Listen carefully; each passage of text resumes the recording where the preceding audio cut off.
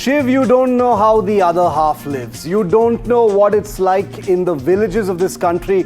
Shiv, you sit in your air-conditioned studio and lecture families who live in rural areas. But Shiv, you do not understand the pressures and community loyalties. This is what I've been hearing since my show last night triggered a huge reaction, especially on social media. But you know what, viewer? It has only convinced me that I need to shine the light even brighter on the true menace of modern India. The horrific murder of 26-year-old Nikki Bhati, and yes, we are still talking about her, who was set ablaze by her husband and in-laws in Greater Noida, is a symptom of a rotting system where Gram Panchayats, the so-called guardians of rural justice, are complicit in normalizing domestic violence, dowry, and even murder. Tonight, I may end up triggering you even more, so I seek your advance understanding and perhaps even your forgiveness.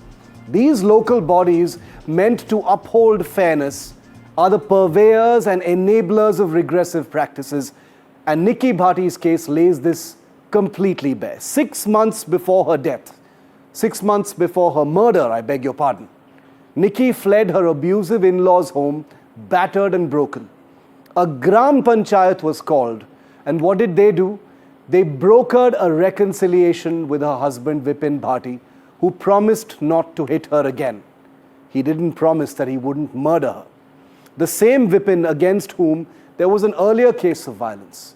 No accountability, no follow-up, just a rap on the knuckles and a return to the house of horrors. Fast forward, and Nikki was burned alive over what we are told is a 36 lakh rupee dowry demand. Her 6-year-old son witnessing the unimaginable.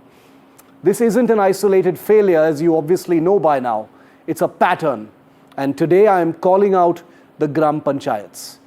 Often dominated by patriarchal elders who prioritize family and village honor and social harmony over justice, they pressure women like Nikki to return to abusive homes, dismissing dowry demands and violence as normal husband-wife fights.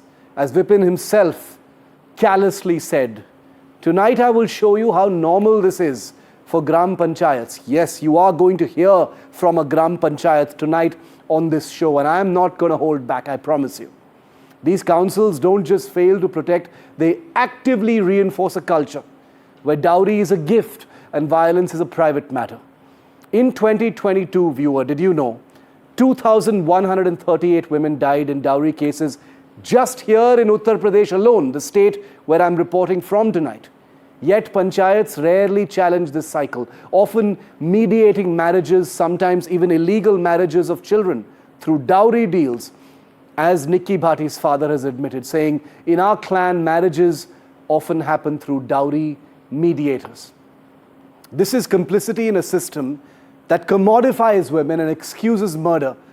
By failing to enforce the Dowry Prohibition Act or report abuse, Gram Panchayats, village elders, these shameless men you see in these villages, embolden perpetrators, leaving women like Nikki trapped in a deadly status quo. It's time to strip Gram Panchayats of their unchecked power to resolve such cases. They are not courts. They are often kangaroo tribunals that normalize violence under the guise of tradition. Real justice demands dismantling this apathy, starting with holding panchayats accountable for enabling crimes that they claim to settle.